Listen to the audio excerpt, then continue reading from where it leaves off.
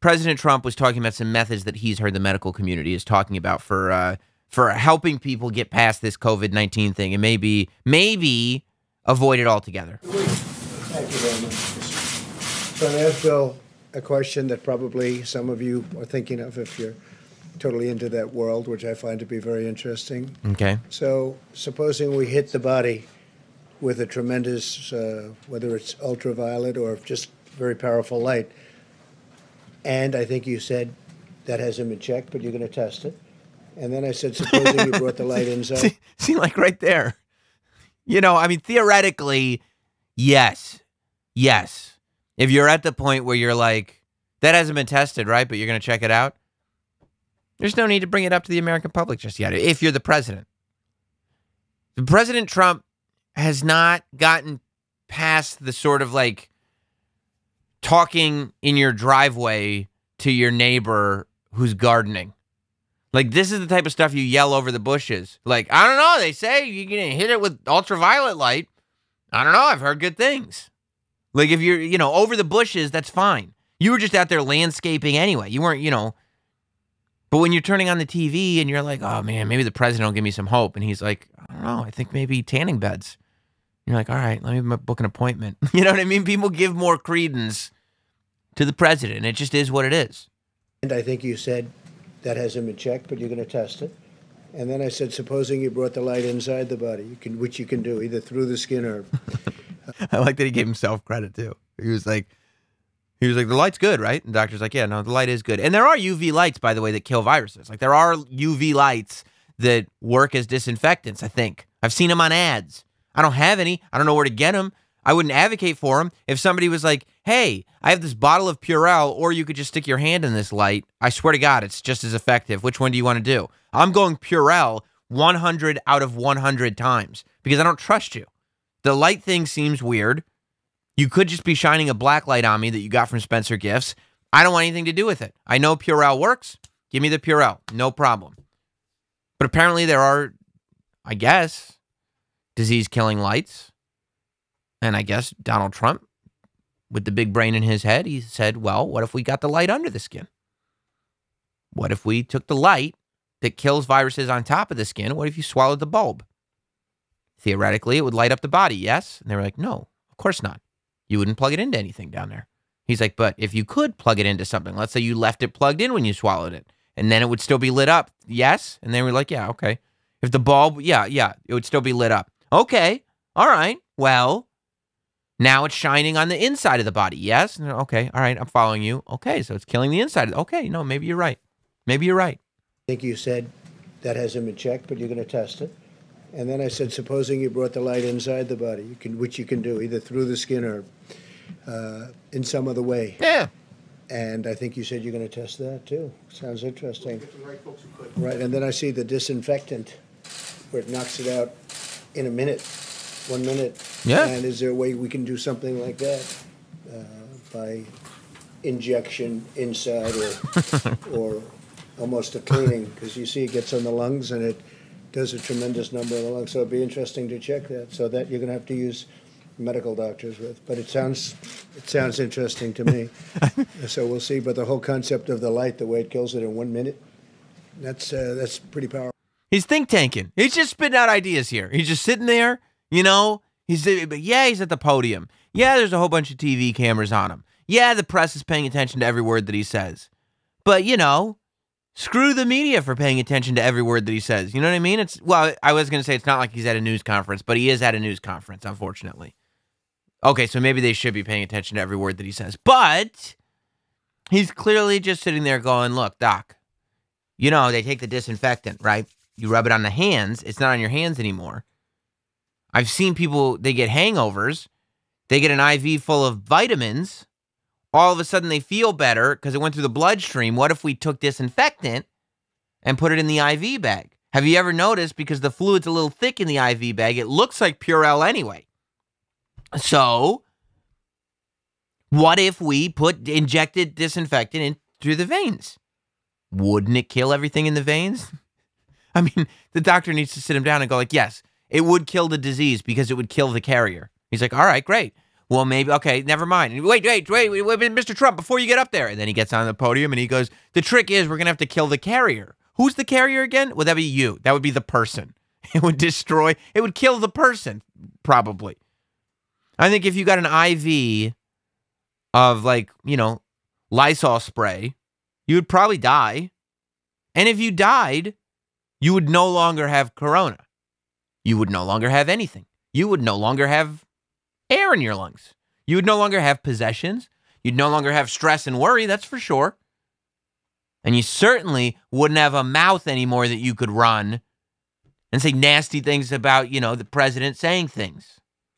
So, of course, I'm sitting there watching this and I'm going, wait. The president can get up there and suggest that maybe we use an IV to inject ourselves with disinfectant. That way we won't get sick. But I can't tweet about how delicious Tide Pods are? I don't know what kind of double standard we're living in America. But the last I checked, we had a president, not an emperor, not a totalitarian king who can say whatever he wants, while all us peasants, plebeians, and townspeople get punished for saying those exact same things. Do you understand? It wasn't too long ago. It was only a few years ago that during the Super Bowl, I made reference to the fact during a Tide Pod commercial, by the way, so it was in context, that yes, the rumors were true. Tide Pods are a delicious snack. And by the way, I stand by that. Tide Pods are great to eat for everyone. But I got suspended from Twitter. I think for 2 weeks, for a week or two anyway. I couldn't tweet at all. And that's not so much a punishment to me. That's a punishment to all of you. All my wonderful content on Twitter was taken away from you. That had to be must have been a terrible time for all you not Samsonites. That had to be awful. I can't imagine. But I couldn't mention that Tide Pods were delicious, but the president can mention that if you inject yourself full of Lysol, you'll get rid of corona. I don't think that that's fair. I feel like both are based around the same science, where we haven't exactly tested everything, but it seems like it makes sense, to the president. He goes, okay, the disease is on your hands. You put Purell on your hands. It's gone. The disease is on a table. You wipe the table with disinfectant. The disease is gone. So if you injected the disinfectant into your veins, the disease would be out of your veins. Yes. And I go, okay, I see. It's the same level of thinking as this Tide Pod right here. It looks like sweet candy. It looks like the delicious nectar of the gods. If it looks that delicious, it must be a great sweet treat. No? Okay. See? It's that observational science that the president and I both use. Well, it led to a lot of people questioning this. Of course, this was the big takeaway from the news conference. He does these marathon, 2-hour-long news conferences, and people are just waiting for the one soundbite takeaway. This was the soundbite takeaway to yesterday's press conference. Everybody going on social media and asking about, injecting disinfectant and all this stuff. It's just one of those moments that people are watching going, what the hell is he saying? Sometimes the president rambles. We have a president that sometimes he rambles. Sometimes he goes off book. Sometimes he has a thought, and he'll ask a doctor, hey, what if we injected disinfectant? And while there are probably a lot of people in America that if they were probably getting high, it would probably take doing drugs. But if they were getting high and they were sitting there with a doctor and they go, what if we injected the disinfectant and it cleaned the inside and the outside? And then the doctor, if he was also high, would go, whoa. And then it would take him 5 seconds to be like, no, you would die. It's poison. The president is the type of guy who that scenario, it doesn't occur to him. I don't know. He's not the greatest with social cues, President Trump. He's just not. That's not his strength. And so he doesn't realize that a news conference in the White House is not the time to ask a doctor, what do you think about injecting disinfectant? That would work, right? The doctor's trying to be nice. He's trying not to look at the president in the middle of a press conference and go, you fool. Of course not. Don't say that out loud into a microphone. But he's trying to be a good guy, and he's like, I don't know, Mr. President. We'll have to test it. We'll have to check it out. So Lysol did have to make a statement because so many people we're talking about it. And again, I feel like people say that COVID-19 is a thinning of the herd. That's not fair because people can't choose whether they get sick or not. I don't think COVID-19 is a fair thinning of the herd.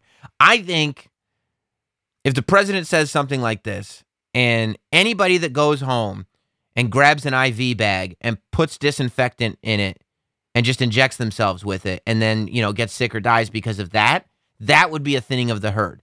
That would be Darwinian. That would be the way species are supposed to work. But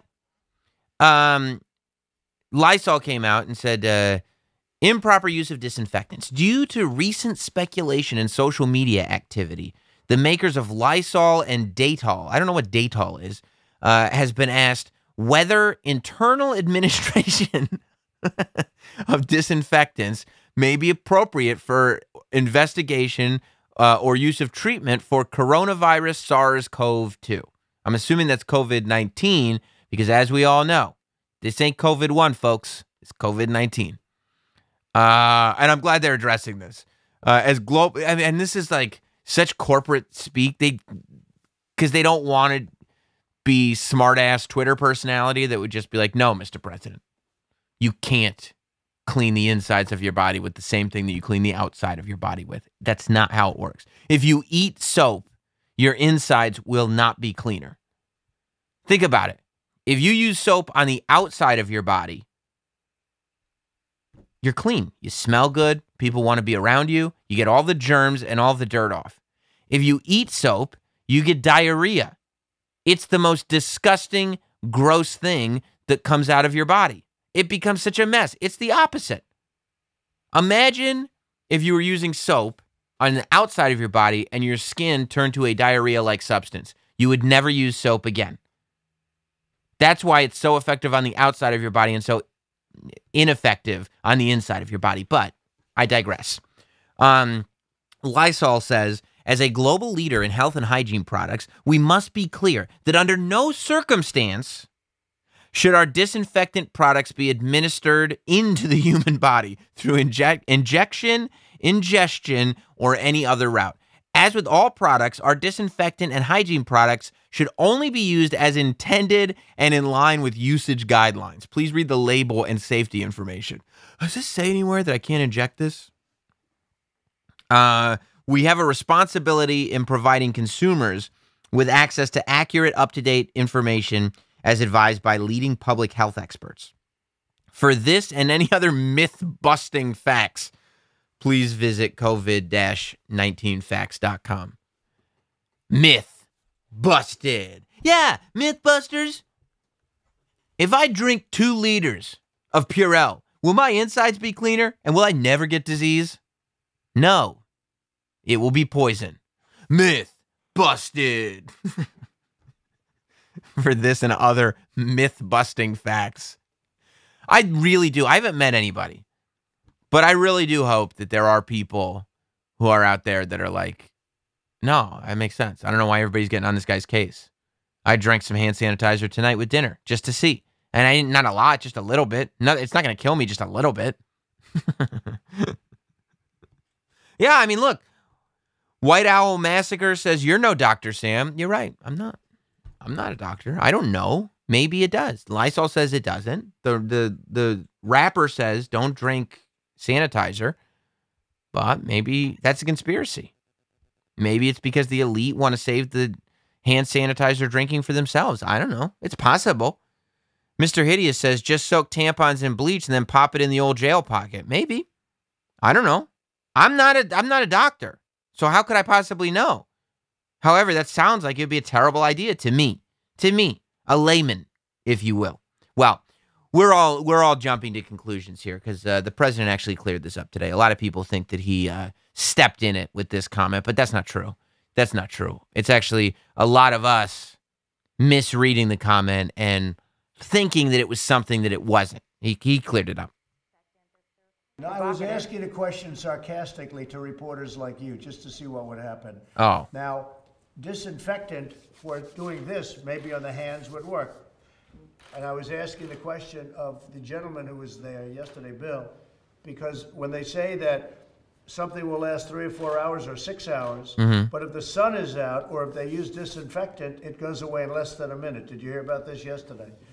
But I was asking a very sarcastic question to the reporters in the room about disinfectant on the inside. Right. But it does kill it, and it would kill it on the hands, and that would make things much better. That was done in the form of a sarcastic question to the reporters. But you were asking your medical experts to look into it. Were you being sarcastic with them? To look into whether or not sun Right. and disinfectant on the hands, but whether or not sun can help us. So the light part, he was being for real. But the injecting of the hand sanitizer, he's just messing around. He's being sarcastic. Do you guys not get sarcasm when you hear it?